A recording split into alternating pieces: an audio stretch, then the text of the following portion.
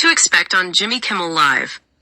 This article is by John Koblin and Michael M. Grinbaum and read by an automated voice. Jimmy Kimmel on Tuesday night will break his silence on the controversy that temporarily sidelined his late-night show, amid a still-swirling storm of political and corporate standoffs. The show will air on ABC at 11:35 p.m. Eastern. Tuesday's program is one of the most anticipated episodes of late-night television in years. ABC and Disney executives pulled Jimmy Kimmel Live off the air last week after an uproar over the host's comments about the suspected shooter of right-wing activist Charlie Kirk. Among the critics was the chairman of the Federal Communications Commission, Brendan Carr, who suggested that his agency could take action against the network, setting off a debate about free speech. What will Kimmel say?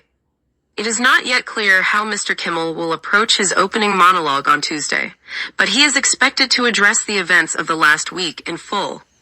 His guests on Tuesday will be the actor Glenn Powell and the singer Sarah McLachlan. How to watch.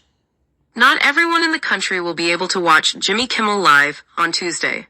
Two large station groups, Nexstar and Sinclair, said they would preempt episodes of Jimmy Kimmel Live from the ABC affiliates they own. Those two station groups represent a little more than 20% of ABC's national reach combined. Disney owns and operates the local affiliates in some of the country's largest markets, including in the New York, Los Angeles, and Chicago areas, which will air the episode. Other local television owners, including Hearst and Gray Media, will also air Jimmy Kimmel Live as normal. The episode will be available on Wednesday on Hulu as well as Hulu on Disney+. Kimmel's audience size. Mr. Kimmel's show usually draws a nightly audience of 1.6 million viewers, according to Nielsen. Television executives are anticipating that its viewership, even without a few dozen local stations, will be significantly higher on Tuesday. The background. The longtime ABC star was sidelined last Wednesday, not long after Mr. Carr, a top Trump regulator, strongly criticized Mr. Kimmel for comments he made in the opening monologue of his September 15th program. Mr. Carr suggested that the FCC could take action against ABC and Disney, saying, "We can do this the easy way or the hard way." Mr. Kimmel had originally planned to address the imbroglio in his opening monologue on September 17th, just hours after Mr. Carr's comments, but Disney executives decided to pull his show indefinitely instead.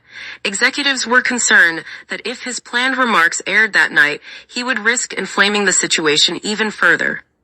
The suspension of Jimmy Kimmel Live quickly turned into a flashpoint about free speech in America. Liberals, and even some conservatives, said that the pressure Mr. Carr applied to ABC represented a chilling suppression of the First Amendment. Mr. Carr tried to minimize his role this week, saying that Disney had made a business decision, and that accusations of suppression of free speech were part of a campaign of projection and distortion. On September 15th, Mr. Kimmel used his opening monologue to say that the MAGA gang was desperately trying to characterize this kid who murdered Charlie Kirk as anything other than one of them, and doing everything they can to score political points from it. It took about a day for his comments to gain steam on social media, but once it did, conservatives pounced. They said Mr. Kimmel had mischaracterized the political beliefs of Tyler Robinson, the accused shooter. Mr. Carr said that his comments were part of a concerted effort to lie to the American people. Prosecutors have said that Mr. Robinson objected to Mr. Kirk's hatred, but the authorities have not said which of Mr. Kirk's views Mr. Robinson had found hateful. Mr. Robinson's mother said that her son had recently shifted to the political left.